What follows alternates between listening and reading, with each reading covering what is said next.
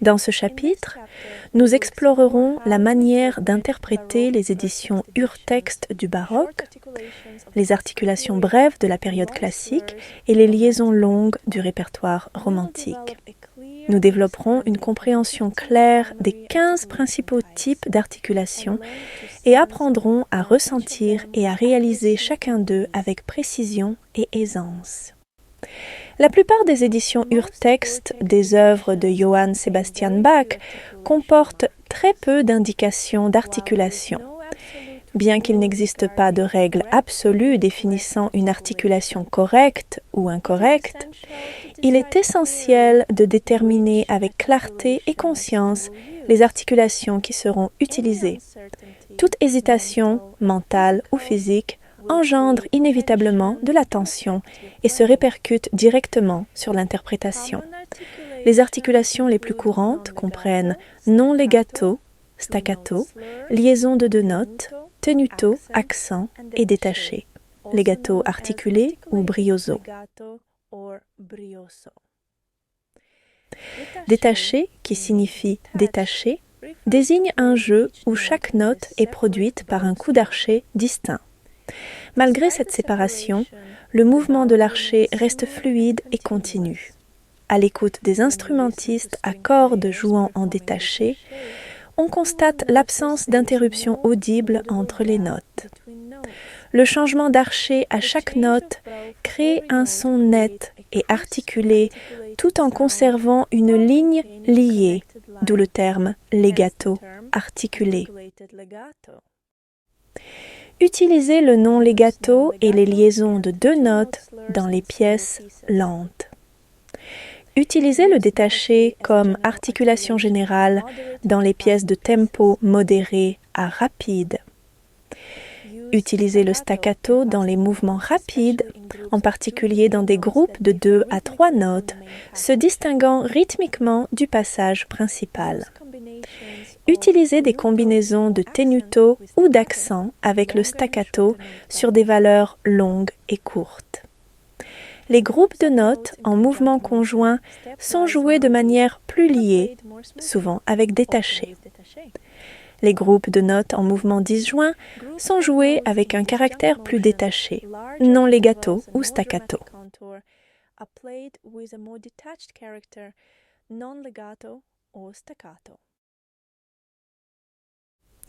Lorsqu'on aborde les œuvres pour clavier de Wolfgang Amadeus Mozart ou de Joseph Haydn, il est important de garder à l'esprit que la notation classique de la liaison s'est développée sous une influence marquée de la technique de l'archet du violon. Bien que nous lisions des partitions pour clavier de Mozart, le modèle sous-jacent provient de son influence musicale principale et de son maître, son père, Léopold Mozart. Pianiste et violoniste, Wolfgang a profondément assimilé la notation à travers l'enseignement de Léopold. Les citations suivantes illustrent la compréhension classique de la liaison. Les notes doivent être prises toutes ensemble dans un seul coup d'archet, non de manière séparée, mais liées en un seul mouvement, sans lever l'archet ni y ajouter le moindre accent. Par la longueur de la ligne courbe, le compositeur indique combien de sons doivent être liés. Pour les sons devant être liés, le doigt doit rester sur la touche jusqu'à ce que la durée de la note soit entièrement écoulée, de sorte qu'il ne résulte pas la moindre séparation. Les notes sous la liaison sont jouées de manière liée, dans un style correspondant au détaché du violon, continu et sans accent interne. Dans les mouvements rapides, les notes sans liaison sont généralement jouées non legato.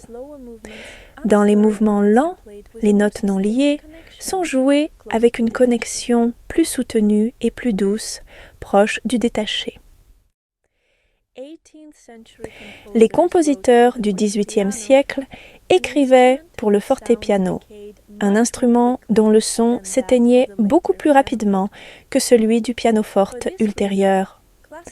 Pour cette raison, le legato classique diffère sensiblement du legato cantabile ample et chantant du XIXe siècle.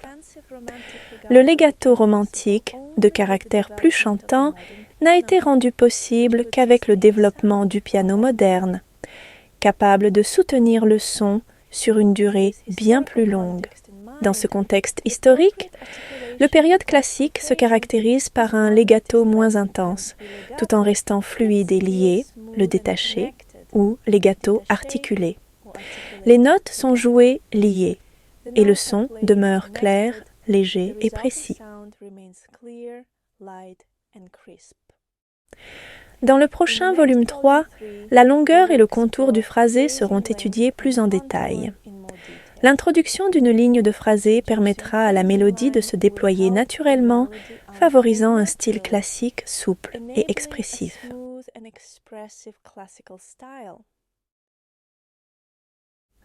Au début de la période classique, la pratique consistant à terminer chaque liaison à la barre de mesure relevait d'une convention de notation. Le système notationnel de l'époque ne permettait pas aux liaisons de se prolonger librement d'une mesure à l'autre. Ce n'est que plus tard que Muzio Clementi commença à remettre cette tradition en question. Léopold Mozart en expose la logique avec sa clarté caractéristique. Il est contraire à la nature lorsque le son est constamment interrompu et modifié. Un chanteur qui, à chaque courte phrase, s'arrêtait, reprenait son souffle et mettait un accent particulier tantôt sur une note, tantôt sur une autre, susciterait inévitablement le rire. La voix humaine glisse avec aisance d'une note à l'autre et un chanteur raisonnable n'interrompt jamais le son, à moins qu'un type particulier d'expression ou la division ou le repos de la phrase ne l'exige. Et qui n'a pas conscience que le chant est en tout temps le but de tout instrumentiste, puisqu'il faut toujours se rapprocher autant que possible de la nature.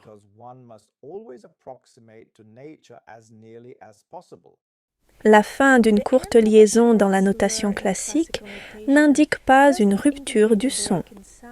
Elle reflète plutôt un changement de direction de l'archet sur un instrument à cordes. En raison des caractéristiques de l'archet baroque, ce changement produisait naturellement un effet non legato, mais ni une rupture ni une pause du son. Sur le piano moderne, qui soutient le son avec beaucoup plus de facilité, recréer un tel espace paraîtrait artificiel. Par conséquent, ne créez aucune séparation audible entre les liaisons, ni dans le toucher, ni dans le son. Le phrasé doit rester lié et naturel, guidé par le sens musical plutôt que par les contraintes mécaniques de la notation historique. La première note d'une liaison doit toujours être accentuée un peu plus fortement et soutenue légèrement plus longtemps. Cette tenue doit être réalisée avec un tel discernement que la durée de la mesure ne soit modifiée en aucune façon.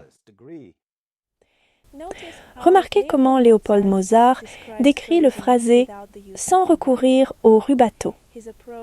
Son approche met en valeur une mise en forme naturelle de la ligne musicale, comparable à l'inflexion du langage parlé. Le chapitre consacré au phrasé dans le prochain volume 3 examinera en profondeur la manière de créer cet accent naturel sur les syllabes d'une phrase et en étudiera précisément le contour. Il convient d'observer en outre que la note sur laquelle commence la ligne courbe doit être très doucement et presque imperceptiblement accentuée. La première note d'une liaison indique le point naturel d'accentuation du phrasé. Dans le contexte du phrasé, cette légère mise en relief doit naître du contour naturel de la ligne musicale, à l'image de l'accent naturel du chant et non d'une articulation volontaire ou mécanique.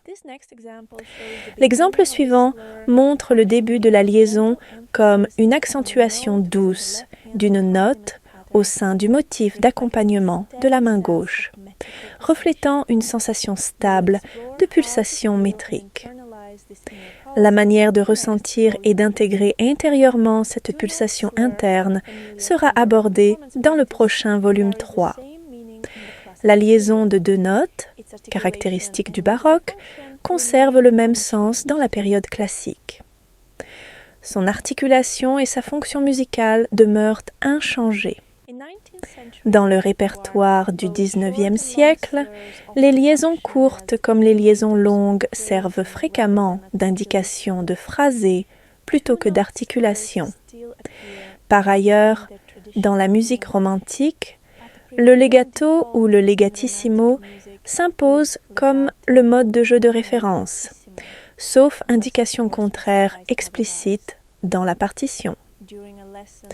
Lors d'un cours avec Tatiana Zelikman, professeure de Daniil Trifonov, il m'a été expliqué que les accents que Frédéric Chopin a placés avec tant de soin sur chaque temps de ses études ne doivent pas être interprétés littéralement. Il est tout à fait probable que Chopin ait noté ces accents afin de guider l'élève vers une perception plus claire du pouls et de favoriser une égalité du son entre les doigts. Ainsi, dans l'étude en do majeur, il a pu rechercher un timbre plus homogène à la main droite lors du jeu avec le petit doigt. De la même manière, les études suivantes peuvent traduire le désir de Chopin de renforcer la pulsation métrique sous-jacente, plutôt que d'exiger un accent littéral sur chaque temps. À l'époque impressionniste, Maurice Ravel qualifiait ces liaisons de liaisons musicales, indiquant ainsi qu'elles servaient avant tout à marquer le phrasé et non l'articulation. Il lui arrivait également de privilégier un toucher plus non legato pour les notes sous la liaison, selon le caractère et la couleur du son du fragment concerné.